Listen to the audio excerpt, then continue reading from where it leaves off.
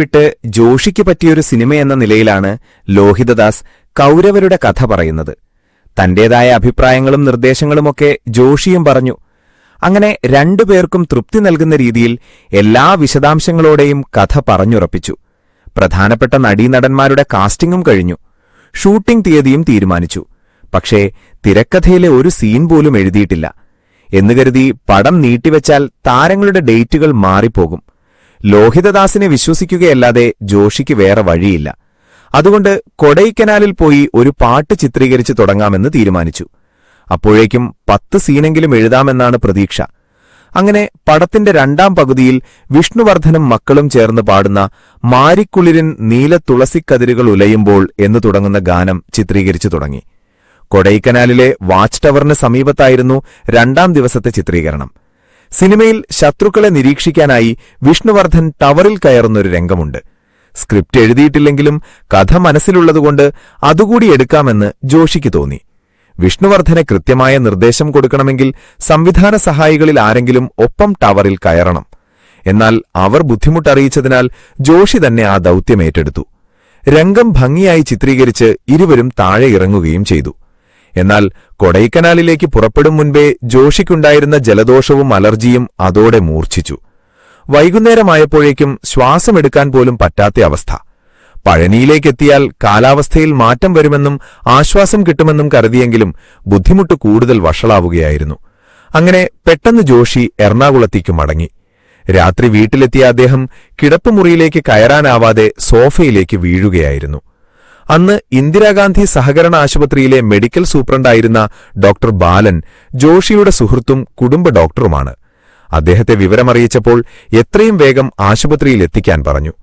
അവിടെ എത്തിച്ച ജോഷിയുടെ വെയിനിലൂടെ സ്റ്റിറോയിഡ് ഉൾപ്പെടെയുള്ള മരുന്നുകൾ കയറ്റുകയായിരുന്നു.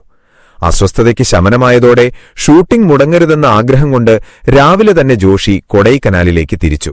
എന്നാൽ അവിടെ എത്തിയപ്പോൾ കാര്യങ്ങൾ വീണ്ടും തലകീഴമറിഞ്ഞു. ലോഹിതദാസ് അതുവരെ എഴുതിയ സീനുകളെല്ലാം തിരുവനന്തപുരത്ത് ചിത്രീകരിക്കേണ്ടതാണ്.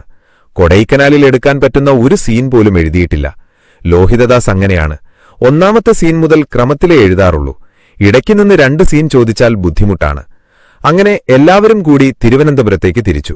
കൊടൈക്കനാലിന്റെ അന്തരീക്ഷം നഷ്ടപ്പെടാതെ മ്യൂസിയം, മൃഗശാല എന്നിവിടങ്ങളിലായി പാട്ടിന്റെ ബാക്കി ഭാഗം ചിത്രീകരിച്ചു. വിഷ്ണുവർദ്ധന്റെ വീട് ചിത്രീകരിക്കാനായി കൊടൈക്കനാലിന് സമാനമായ ഒരു ബംഗ്ലാവ് കണ്ടെത്തണമെന്നായിരുന്നു അടുത്ത പ്രതിസന്ധി. പള്ളിച്ചൽ അടുത്തുള്ള മുക്കുന്നിമല എന്ന സ്ഥലത്ത് അതിന് പറ്റിയൊരു ബംഗ്ലാവ് കണ്ടെത്തതോടെ ആ പ്രശ്നം പരിഹരിച്ചു. കൃത്രിമമായി പുകയൊക്കെ സൃഷ്ടിച്ച് അവിടെ കോടമഞ്ഞിന്റെ പ്രതീതി ഉണ്ടാക്കിയെടുത്തപ്പോൾ കൊടൈക്കനാൽ പോലെയായി. ഹരിദാസ് IPS എന്ന ശക്തമായ പോലീസ് വേഷമാണ് ചിത്രത്തിൽ വിഷ്ണുവർദ്ധൻ ചെയ്തിരിക്കുന്നത്. മുരളിയെ മനസ്സിൽ കണ്ടാണ് ലോഹിതദാസ് ഈ കഥാപാത്രത്തെ സൃഷ്ടിച്ചത്. എന്നാൽ കമ്മീഷണർ രാജഗോപാലിന്റെ വേഷമാണ് മുരളിക്ക് കൂടുതൽ ചേരുന്നതെന്നായിരുന്നു ജോഷിയുടെ തീരുമാനം. അലിയാറയും സംഘത്തെയും ഒതുക്കാൻ വരുന്ന IPS ഉദ്യോഗസ്ഥനായി ഇതുവരെ കാണാത്തൊരു മുഖം വേണമെന്നായിരുന്നു ജോഷിയുടെ നിലപാട്. ആദ്യം തമിഴ് നടൻ ശരത് കുമാറിനെ സമീപിച്ചെങ്കിലും ഡേറ്റ് പ്രശ്നം കാരണം അത് നടന്നില്ല. അങ്ങനെ കന്നഡ നടൻ വിഷ്ണുവർദ്ധനിലേക്കെത്തുന്നു. മലയാളം അറിയാത്തതുകൊണ്ട് അഭിനയത്തിൽ സ്വാഭാവികത കിട്ടുമോ എന്നൊരാശങ്ക ലോഹിതദാസിനുണ്ടായിരുന്നു. സ്ക്രിപ്റ്റിന്റെ കോപ്പി വാങ്ങാനെത്തുന്ന സംവിധാന സഹായികളോട് ലോഹിതദാസ് ഓരോ ദിവസവും ചോദിച്ചുറപ്പിക്കുമായിരുന്നു. എന്നാൽ സിനിമയുടെ ആദ്യ കോപ്പി കണ്ടപ്പോൾ ലോഹിതദാസ് തന്നെ അത്ഭുതപ്പെട്ടുപോയി. അദ്ദേഹം ജോഷിയുടെ കയ്യിൽ പിടിച്ചുകൊണ്ട് പറഞ്ഞു, ജോഷിയേട്ടന്റെ തീരുമാനമായിരുന്നു ശരി. സിനിമ തിയേറ്ററിലെത്തിയപ്പോഴും അതുതന്നെയായിരുന്നു പ്രതികരണം. മമ്മൂട്ടിക്കും തിലകനും വിഷ്ണുവർദ്ധനും കയ്യടി നേടി. സിനിമയുടെ ഡബ്ബിംഗ് ചെന്നൈയിലാണ് നടന്നത്. ഡബ്ബിംഗ് ചെയ്തു കഴിഞ്ഞപ്പോൾ തിലകന് സംവിധായകനെ നേരിട്ട് കണ്ടേ പറ്റൂ. ഡയറക്ടർ എവിടെ? അലിയാറുടെ പരുക്കൻ ശബ്ദത്തിൽ തിലകൻ ചോദിച്ചു. ആ സമയത്ത് ചെന്നൈയിൽ നിന്ന് കുറച്ചകലെയുള്ള കാമ്പാക്കോള ഫാക്ടറിയിൽ ബാബു ആന്റണിയുടെ ഒരു ഫൈറ്റ് സീൻ ചിത്രീകരിക്കുകയായിരുന്നു ജോഷി. സിനിമയുടെ തുടക്കത്തിലുള്ള ഈ രംഗം മാത്രം ഒടുവിലത്തേക്ക് മാറ്റിവെക്കുകയായിരുന്നു. ചിത്രീകരണത്തിന്റെ ഇടവേളയിൽ ജോഷി പുറത്തേക്ക് നോക്കുമ്പോൾ പ്രൊഡക്ഷൻ ടീമിന്റെ കാറിൽ തിലകൻ അവിടെ എത്തിയിരിക്കുന്നു. എന്തെങ്കിലും പരാതി പറയാനായിരിക്കുമെന്ന് കരുതിയെങ്കിലും ആശാനെ എന്ന് വിളിച്ച് കെട്ടിപ്പിടിക്കുകയായിരുന്നു. എന്റെ കഥാപാത്രം ഉഗ്രനായിട്ടുണ്ട്. ഇംഗ്ലീഷ് സിനിമകളിലൊക്കെ കാണുന്നതുപോലെയുണ്ട്. ക്യാമറയ്ക്ക് മുൻപിലെന്ന പോലെ തിലകന്റെ മുഖത്ത് ആവേശവും നന്ദിയും മിന്നിമറിഞ്ഞു. പുതിയ കാലത്തെ പ്രേക്ഷകർ ആഘോഷിക്കുന്ന ഒരു ഗംഭീര സീനുണ്ട് ചിത്രത്തിൽ. മമ്മൂട്ടിയും സംഘവും ജയിൽ മുറ്റത്തുനിന്ന് രക്ഷപ്പെടുമ്പോൾ ഓടിക്കൊണ്ടിരിക്കുന്ന വാനിലേക്ക് ഭീമൻ രഘു ചാടിക്കയറുന്ന രംഗം. ഫൈറ്റ് ഷൂട്ട് ചെയ്യുമ്പോൾ സ്വാഭാവികമായി അങ്ങനെയൊരു ആശയം വരികയും രഘു അതിമനോഹരമായി അത് ചെയ്യുകയുമായിരുന്നു. അവിടെയാണ് സിനിമയുടെ ഇടവേള. അതിത്രയും ചർച്ചയാകുമെന്ന് അന്ന് രഘു പോലും കരുതിയിട്ടുണ്ടാവില്ല.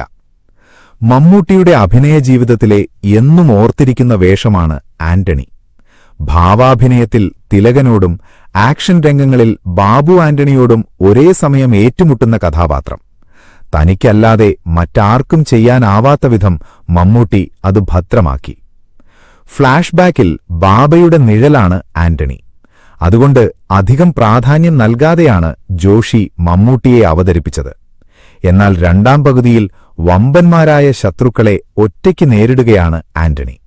അവിടെ തന്റെ മാസ്റ്റർപീസ് ഷോട്ടുകളുടെ പരമ്പര തീർത്തുകൊണ്ടാണ് ജോഷി മമ്മൂട്ടിയുടെ കഥാപാത്രത്തെ വളർത്തി വലുതാക്കിയത്. കൈതപ്രത്തിന്റെ വരികൾക്ക് SP വെങ്കടേഷ് ഈണമിട്ട 3 ഗാനങ്ങളുണ്ട് ചിത്രത്തിൽ. 3ഉം ഹിറ്റുകളായി. തെലുങ്കിൽ കങ്കണം എന്ന പേരിൽ ഡബ്ബ് ചെയ്തിറക്കിയ ചിത്രം അവിടെ മലയാളത്തേക്കാൾ വലിയ ഹിറ്റായി. ഹിന്ദിയിൽ ചിത്രം റീമേക്ക് ചെയ്യുന്നതിനുള്ള അവകാശം വാങ്ങിയത് പ്രസാദ് ലാബിന്റെ ഉടമ രമേഷ് പ്രസാദാണ്. തിലകന്റെ വേഷത്തിൽ അമിതാഭ് ബച്ചനെയും മമ്മൂട്ടിയുടെ വേഷത്തിൽ സഞ്ജയ് ദത്തിനെയും അഭിനയിപ്പിക്കാനായിരുന്നു പദ്ധതി. പക്ഷേ ചിത്രം നടന്നില്ല. ആരായിരുന്നു മമ്മൂട്ടിയുടെ മകൾ? കൗരവറിലെ 3 പെൺകുട്ടികളിൽ മമ്മൂട്ടിയുടെ യഥാർത്ഥ മകൾ ആരാണ്? 34 വർഷമായി മലയാള സിനിമയിൽ ഉയർന്നു കേൾക്കുന്ന ചോദ്യമാണിത്. സംവിധായകൻ ജോഷിയോ തിരക്കഥാകൃത്ത് ലോഹിതദാസോ ഇതുവരെ അതേപ്പറ്റി ഒന്നും പറഞ്ഞിട്ടില്ല. വിഷ്ണുവർദ്ധൻ കുത്തേറ്റ് വീഴുമ്പോഴും മരിക്കുന്നതിനു മുൻപ് ആശുപത്രിയിൽ വെച്ചും മമ്മൂട്ടി അയാളോടിത് ചോദിക്കുന്നുണ്ട്. എന്നാൽ താനങ്ങനെ വേർതിരിച്ച് കണ്ടിട്ടില്ലെന്നും 3 പേരും ഒരുപോലെയാണെന്നുമാണ് അയാൾ പറയുന്നത്. സിനിമയുടെ അവസാനം ആശുപത്രി രേഖകൾ പരിശോധിച്ച് മുരളിയുടെ കഥാപാത്രം ഇതിനുത്തരം കണ്ടെത്തുന്നുണ്ട്. എന്നാൽ അത് പറയാൻ മമ്മൂട്ടി മുരളിയെ അനുവദിക്കുന്നില്ല. 3 കുട്ടികളെയും മമ്മൂട്ടിയുടെ ആന്റണി ഒരുപോലെ സ്നേഹിക്കുന്നു എന്ന രീതിയിലാണ് സിനിമ അവസാനിക്കുന്നത്. കുട്ടികൾക്കിനി ആന്റണി മാത്രമേ ഉള്ളൂ. ഒന്നുകൂടെ പറഞ്ഞു കേൾക്കണം സാർ. എന്ത്? എന്നെ വിശ്വാസമാണെന്ന്. കുട്ടികൾക്കിനി ഞാൻ മാത്രമേ ഉള്ളൂ. സാറത് പറഞ്ഞു കേട്ടപ്പോ സന്തോഷായി. അവരെന്റെ സ്വന്തമാണ് അല്ലേ സാർ? അതെ, ആന്റണിയുടെ സ്വന്തമാണ്. എന്റെ സ്വന്തം, എന്റെ മക്കൾ. എന്നാൽ ഏത് കുട്ടിയാണ് മമ്മൂട്ടിയുടെ മകൾ എന്ന കാര്യത്തിൽ ജോഷിയും ലോഹിതദാസും കൂടി തീരുമാനമെടുത്തിരുന്നു. ശ്രീകുട്ടി, നന്ദിനിക്കുട്ടി, പാറുക്കുട്ടി എന്നിങ്ങനെയാണ് അവരുടെ പേരുകൾ. ആദ്യത്തെയും അവസാനത്തെയും കുട്ടികൾക്ക് നീണ്ട മുഖവും നടുവിലുള്ള നന്ദിനിക്കുട്ടിക്ക് മാത്രം വട്ടമുഖവുമാണ്. രൂപത്തിലെ ഈ വ്യത്യാസത്തിൽ നിന്ന് പ്രേക്ഷകർ വേണമെങ്കിൽ തിരിച്ചറിയട്ടെ എന്നതായിരുന്നു അവരുടെ തന്ത്രം. നന്ദിനിക്കുട്ടിയുടെ ചെറുബാല്യം ചിത്രീകരിക്കുമ്പോൾ ഈ രൂപസാദൃശ്യമുള്ള വട്ടമുഖമുള്ള കുട്ടിയെ തന്നെയാണ് കണ്ടെത്തിയതും. തന്റെ മകൾ ആരെന്ന കാര്യം ആന്റണിക്ക് അറിയില്ലാത്തതിനാൽ ഇക്കാര്യം മമ്മൂട്ടിയോടും പറയാതെ രഹസ്യമായി തന്നെ വയ്ക്കുകയായിരുന്നു. ആദ്യ ദിവസങ്ങളിൽ കൂവൽ, പിന്നെ കയ്യടി. തന്റെ മക്കളിൽ ഒരാളുടെ അച്ഛൻ മമ്മൂട്ടിയാണെന്ന് വിഷ്ണുവർദ്ധൻ പറയുന്നിടത്താണ് സിനിമയുടെ ഗതി മാറുന്നത്. അയാൾ പറയുന്നത് കള്ളമാണെന്നും അത് വിശ്വസിക്കരുതെന്നും അപ്പോൾ തിലകൻ മമ്മൂട്ടിയോട് പറയുന്നുണ്ട്. എന്നാൽ വിഷ്ണുവർദ്ധനെ ഉപേക്ഷിച്ചു പോകാൻ തയ്യാറാകുന്നില്ല മമ്മൂട്ടി. ഉടൻ അറുക്കട അവന്റെ കഴുത്ത് എന്ന് തിലകൻ ആക്രോശിക്കുകയാണ്. ഭീമൻ രഘു വാളുമായി പാഞ്ഞടുക്കുകയും ചെയ്യും. ഈ സമയം മമ്മൂട്ടി തന്റെ സംഘത്തിനു നേരെ തോക്ക് ചൂണ്ടുകയാണ്. ഇനി ഇയാളെ തൊടാൻ ഞാൻ അനുവദിക്കില്ല, എനിക്കെന്റെ മോളെ വേണം എന്നാണ് മമ്മൂട്ടിയുടെ ഡയലോഗ്. പടത്തിന്റെ റിലീസ് ദിവസം ഈ സമയത്ത് വൻ കൂവലായിരുന്നു. കാരണം അലിയാരുടെ ഗ്യാങ് പൊളിയാൻ പ്രേക്ഷകർക്ക് താൽപ്പര്യമില്ല. അവർക്ക് വിഷ്ണുവർദ്ധനെ വില്ലനായി തന്നെ കിട്ടണം. എന്നിട്ട് അയാളുടെ കുടുംബത്തെ ഒന്നൊന്നായി നശിപ്പിക്കണം. അതാണല്ലോ കണ്ടുവരുന്ന രീതി. ആ പതിവ് രീതിയാണ് ലോഹിതദാസും ജോഷിയും കൂടി പൊളിച്ചെഴുതിയത്. ഏതായാലും രണ്ടാം ദിവസമായപ്പോഴേക്കും കൂവലിന്റെ ശക്തി കുറഞ്ഞു. ഞായറാഴ്ചയായപ്പോഴേക്കും കുടുംബ പ്രേക്ഷകർ തിയേറ്ററിലേക്ക് ഒഴുകിയെത്തി. പിന്നെ പടം സൂപ്പർ ഹിറ്റിലേക്ക് കുതിക്കുകയായിരുന്നു. ജനപ്രിയ മലയാള സിനിമയുടെ ഭാവുകത്വം തിരുത്തിക്കുറിക്കുകയായിരുന്നു ജോഷിയും ലോഹിതദാസും ചേർന്ന്.